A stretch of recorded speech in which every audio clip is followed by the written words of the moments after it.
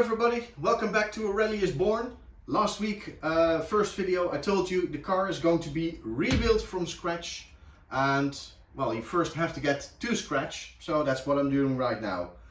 Currently I've just taken out the dashboard, and I have to take the carpets out, take the roof liner out, get all the cables out, and then I can start on getting the engine bay empty.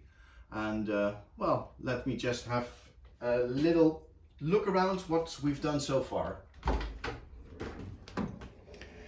As you can see, I've not done anything to the doors yet, but we've taken out the biggest part of the car inside, which is the dashboard, and the steering column is almost out.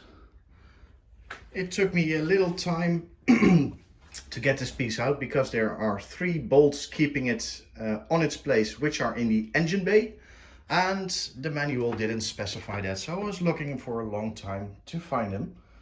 But yeah, here in Holland we say the one who perseveres wins, so that's just happened.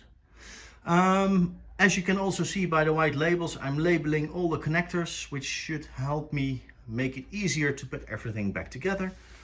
And well, for the rest, I have a lot of things to take down. As you can see, the car has been fitted with a sunroof, but there are it's broken, and there are no other sunroofs that have the same dimensions. So I will have to take out the sunroof and get another roof panel from probably a breaker car and weld it back in. So it's gonna take some time, gonna take some work, but hey, it's a hobby, and time is not really important. Hopefully in 2023, maybe 2024, I'll be driving it again. So no rush, and let's do it correctly and very good, because this car I want to keep it for a long time. Well, for the rest, in the engine bay there's no change yet.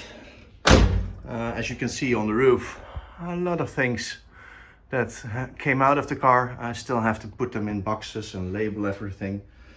Well, the same goes for here.